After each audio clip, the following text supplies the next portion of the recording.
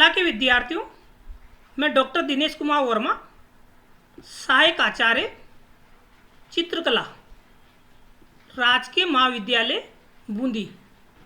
विद्यार्थियों, मैं आज आपको अजंता कला में जो पहली गुफा में चित्र बनाए गए हैं, यानी अजंता की जो पहली गुफा है, उस पहली गुफा में जो चित्र बनाए गए हैं उसके बारे में मैं आज आपको जानकारी देने जा रहा हूं।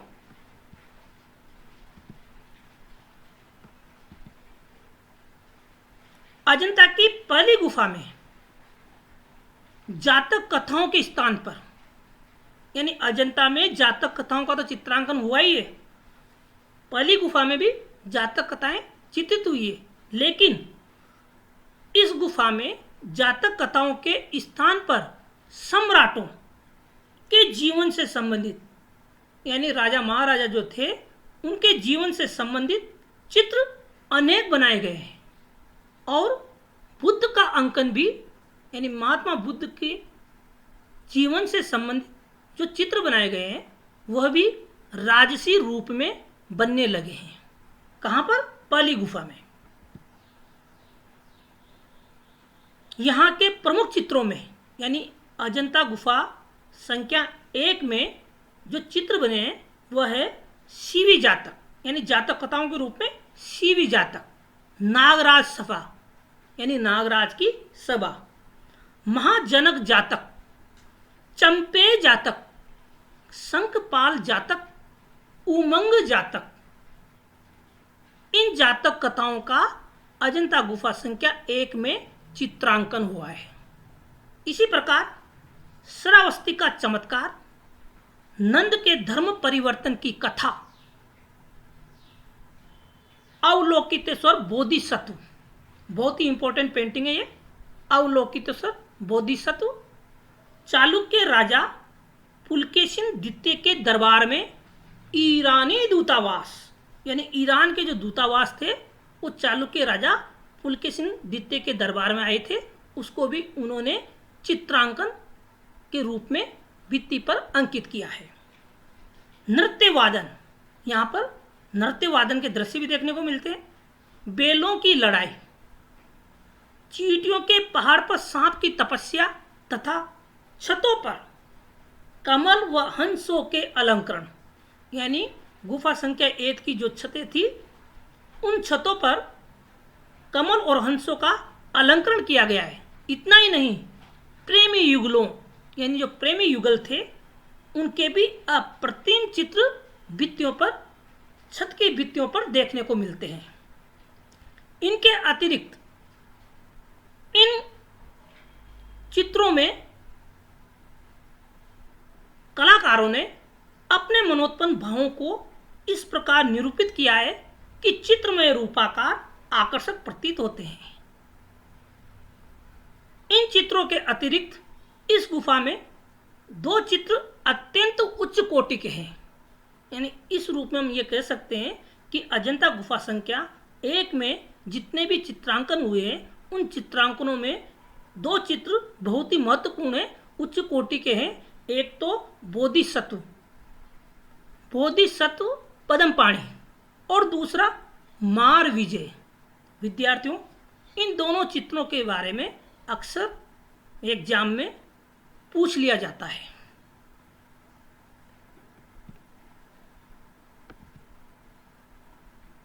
विद्यार्थियों, ये फोटोग्राफ देखिए, अजंता गुफा संख्या नंबर 1। आप भित्ति को देखिए, संपूर्ण भित्ति पे चित्रांकन हो रहा है। सेंटर में महात्मा बुद्ध की मूर्ति बनी हुई है। पिलर्स पे देखिए आप, पिलर्स पे अलंकरण के साथ साथ चित्रांकन कर रखा है। छत पर कमल व हंसों के अलंकरण दिखाई दे रहे हैं। विभिन्न प्रकार के अलंकरण छत पर बनाए गए हैं।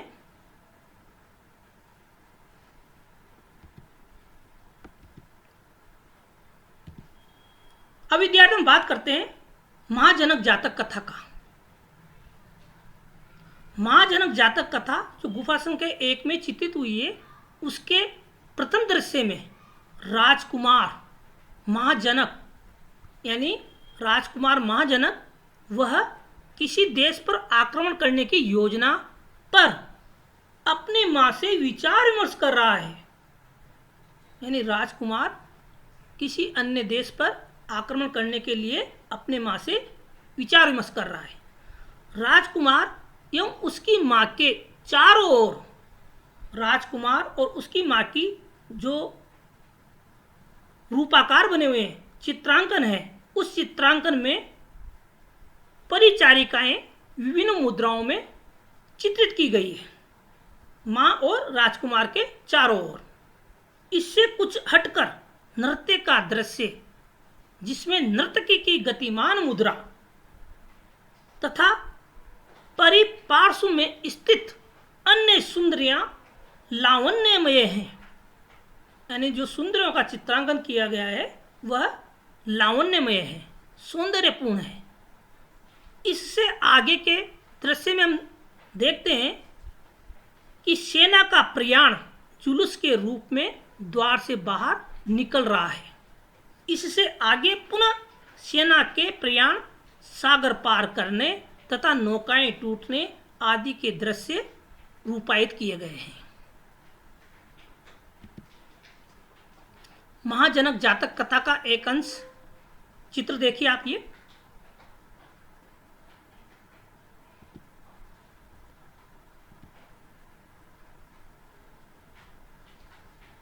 यह चित्र भी महाजनक जातक कथा का अंश है। विद्यार्थियों, मैंने आपको पिछले वीडियो में भी बताया था कि अजंता कला में पैनल के रूप में चित्रांकन हुआ है। जो जातक कथाएं हैं उन जातक कथाओं की घटनाएं प्रथम द्वितीय तृतीय ऐसे पैनल के रूप में एक के बाद एक अंकित की गई है।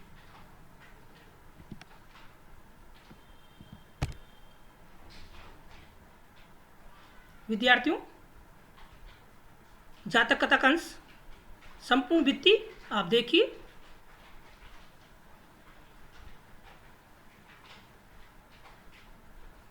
राजकुमार, अन्य व्यक्ति, नृत्यांगना,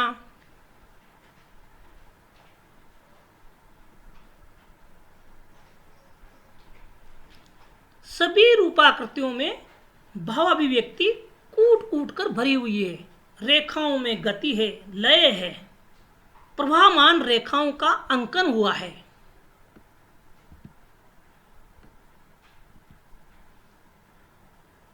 विद्यार्थियों, अब आगे हम बात करते हैं शिवी जातक कथा की। शिवी जातक कथा में राजा शिवी के रूप में जन्मे बोधिसत्व एक बाज से कबूतर बचाने के लिए उसके बराबर भार का मांस अपने शरीर में से काटकर बाज को देने के लिए उद्धत चित्रित किए गए हैं। नागराज सभा, इस गुफा में बाईं भित्ति पर यानी गुफा संख्या 1 में बाईं भित्ति पर नागराज सभा का चित्र अंकित है, जिसमें नृत्य, दरबारी चहल पहल और राजसी ठाट बाट को भी सुंदरता से अंकित किया गया है। नागराज सभा के बाद हम बात करते हैं नागराज शंखपाल जातक। इस जातक कथा के प्रथम दृश्य में बोधिसत्व को नागराज शंखपाल की योनि में जन्म लेकर नागलोक का वैभव भोग कर पुनः विरक्त हो जाने की कथा चित्रित की गई है। मगध के राजा के उपदेश को तन्मयता से सुन रही है महिलाएं।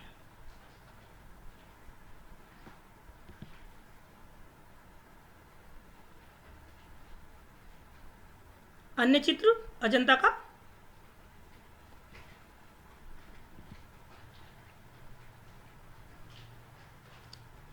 नंद के धर्म परिवर्तन की कथा।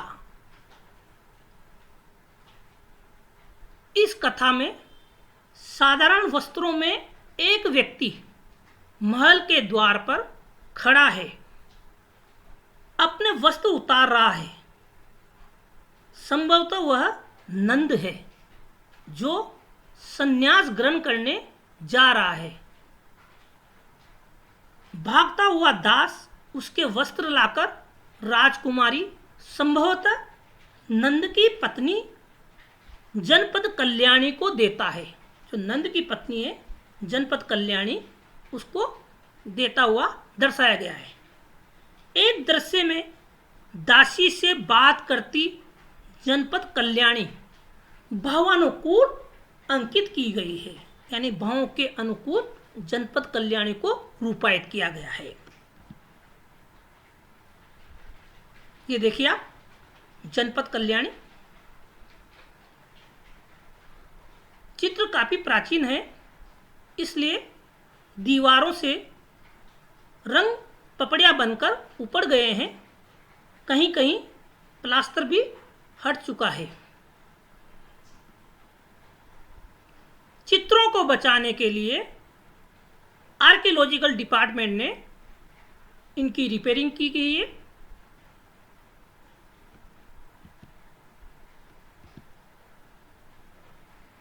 दूसरे दृश्य में मूर्छित रानी पड़ी हुई है,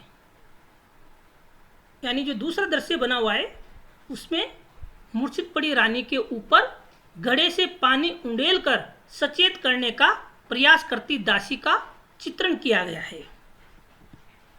ये देखिए आप, ये दासी है, मूर्छित पड़ी हुई रानी के ऊपर जल छिड़ककर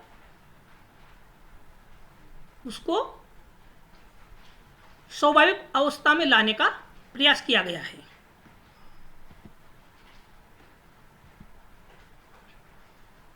चंपे जातक, गुफा संख्या 1 में चंपे जातक कथा को चित्रित किया गया है। इस जातक कथा के पहले दृश्य में बाएं में नाग देवता चंपे अपने सुखी जीवन के पश्चात पश्चाताप करते हुए दर्शाया गया है, यानी नाग देवता चंपे अपने सुखी जीवन पर पश्चाताप कर रहे हैं। दूसरा दृश्य दाएं राजा उग्रसेन के दरबार का है, जो मध्य में चंपे की रानी सुगना के साथ सपेरे के जादू और खेल देखकर आनंदित हो रहे हैं। तीसरे दृश्य जो नीचे बना हुआ है उसमें नाग संसार में ले जाता है, जहां चंपे वाराणसी के राजा को प्रवचन दे रहे हैं। ये फोटोग्राफ देखिए आप, चंपे जातक कथा की 3 दृश्य बने हुए हैं इसमें।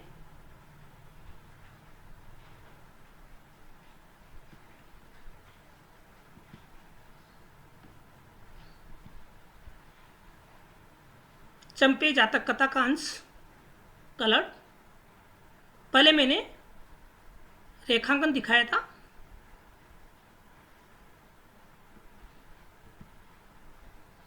ये देखिए आप, चंपे जातक पेंटिंग।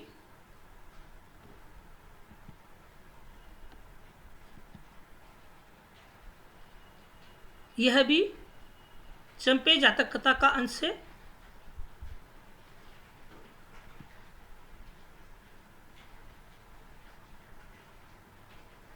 यह भी चंपे जातक कथा का अंश है। अब विद्यार्थियों, गुफा संख्या 1 में हम बात करते हैं अवलोकितेश्वर बोधिसत्व की, जो बहुत ही इंपॉर्टेंट है। इस चित्र के अंकन में चित्रकार ने असीम दया एवं विश्व करुणा को व्यक्त किया है। दया भी है और करुणा भी है।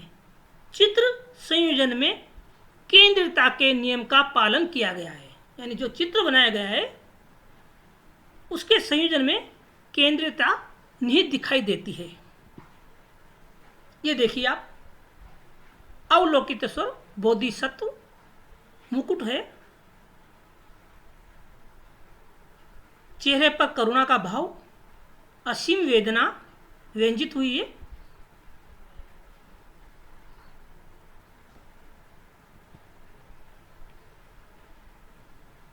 यही पेंटिंग दोबारा जिनको कलाकारों ने रूपायित किया है ठीक करके,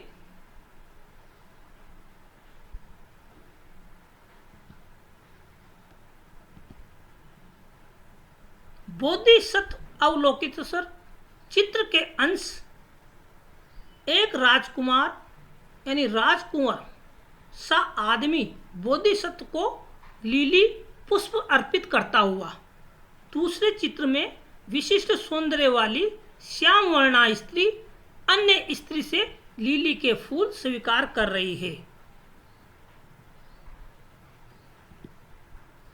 चित्र देखिए, ये श्याम वर्णा स्त्री जो लीली के फूल स्वीकार कर रही है।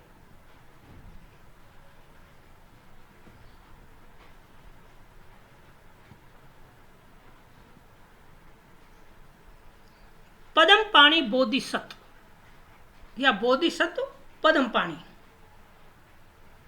विद्यार्थियों, यह पेंटिंग बहुत ही महत्वपूर्ण है, जिसके बारे में अक्सर एग्जाम में पूछा जाता है। यह चित्र मर्म स्पर्शी है, यानी मर्म को स्पर्श करने वाला, सौम्य स्वभाव से युक्त, संयोजन में केंद्रिता के नियम का पालन किया गया है। चित्र में उसकी भावमग्न आंखें मानो सारे संसार की व्यथा को देख उसे दूर करने हेतु उत्सुक है। बोधिसत्व का आकार बहुत बड़ा बनाया गया है, मुद्राएं किंचित भंग, जिनकी अटूट रेखाएं आह, बोधिसत्व मालाओं से सुसज्जित है। यानी बोधिसत्व का जो रूपाकार बनाया गया है उसमें मालाएं सुंदरता से अंकित की गई है तथा हाथ में कमल पुष्प और गति का अद्भुत प्रभाव लिए हुए हैं। केवल एक ही रेखा में दोनों बोहें बना दी गई है, जो चित्रकार की तूलिका पर अधिकार की घोषणा करती है। यानी कलाकार का जो अधिकार था, उस अधिकार के तहत उसने दोनों बोहें को एक ही रेखा द्वारा अंकित कर दिया गया है। पद्मपाणि के इस चित्र पर गुप्तकालीन विष्णु के व्यक्तित्व की छाप निहित दिखाई देती है। ये देखिए आप, पद्मपाणि बोधिसत्व की पेंटिंग बिल्कुल सेंटर में काफी विशाल बनाई गई है।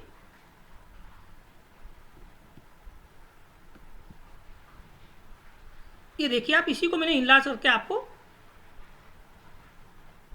हाथ में कमल है, सिर पर मुकुट, गले में मालाएं। ये देखिए आप,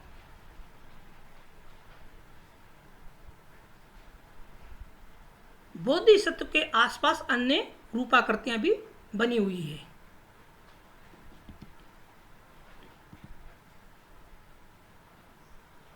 ये भित्ति का चित्रांकन देखिए आप, संपूर्ण भित्ति पर बोधिसत्व के बाद में किस तरह अन्य चित्र बने हुए हैं।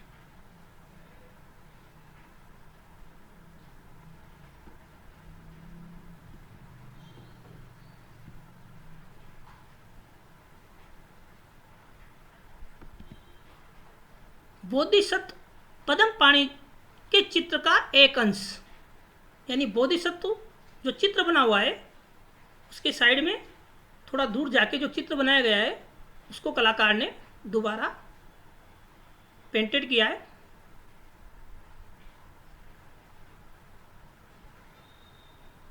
बोधिसत्व पद्मपाणि के चित्र का एक अंश बोधिसत्व पद्मपाणि जिनके हाथ में कमल है का विविध चित्रण है।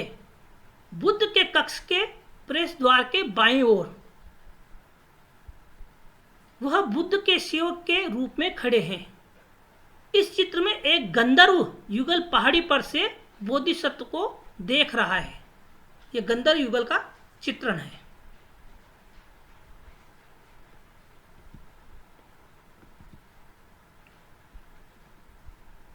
बोधिसत्व पद्मपाणि चित्र का एक अंश और देखिए आप, ये किन्नर युगल है। बोधिसत्व के सम्मान में पुरुष वीणा और स्त्री मंजीरे बजाते हुए चित्रित किए गए हैं। किन्नरी गोल को देखिए आप।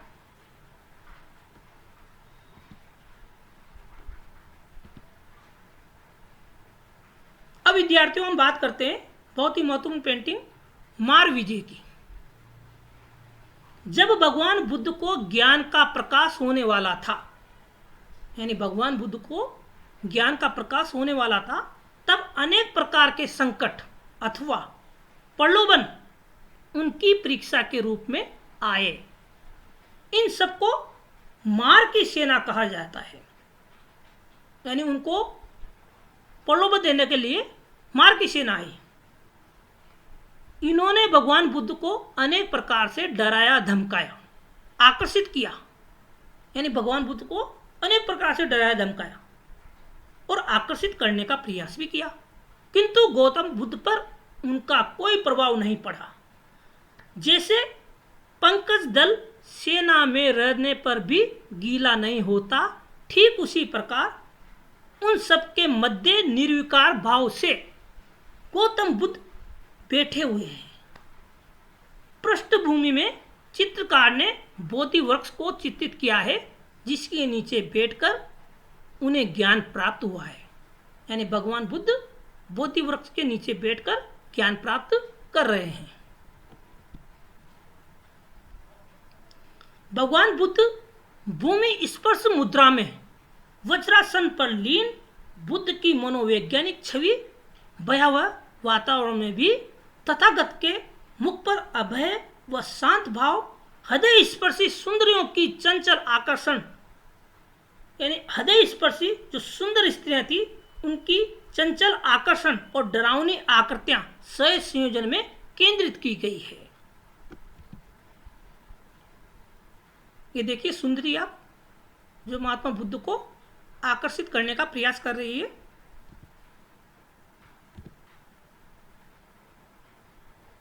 ये मारविजय की पेंटिंग है। सेंटर में महात्मा बुद्ध और चारों तरफ मार की सेना अंकित की गई है।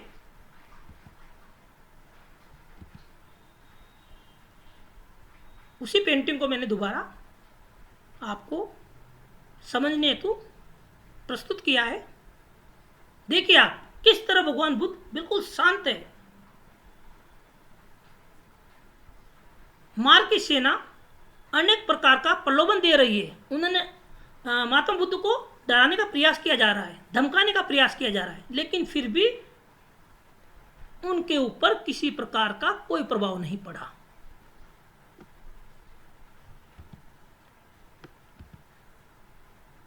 बेलों की लड़ाई तथा छतों में कमल व हंसों के अलंकरण, इस रूप में देखिए आप। ये देखिए बेलों की लड़ाई की पेंटिंग।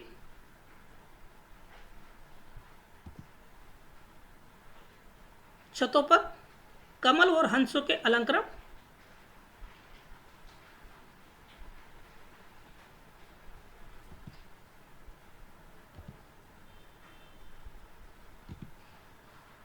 छत सज्जा का अन्य अंश, यानी अजंता के कलाकारों ने छत पर विविध प्रकार के रूपाकारों को अलंकरण के रूप में चित्रांकित किया है। ये देखिए आप छत का अंश।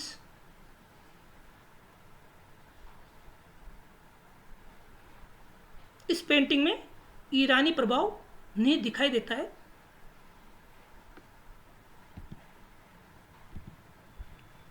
चालुक्य राजा पुलकेशिन द्वितीय के दरबार में ईरानी दूतावास। ये देखिए आप पेंटिंग, भित्ति पर ईरानी दूतावास चालुक्य राजा के दरबार में जाते हुए।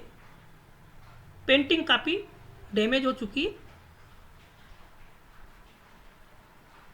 अनेक प्रकार के रूपाकार यहां पर चित्रित है। तो विद्यार्थियों, अजंता की पहली गुफा के बारे में आज मैंने आपको जो जानकारी अवगत कराई है, बेशक आप उससे लाभान्वित होंगे। Thank you.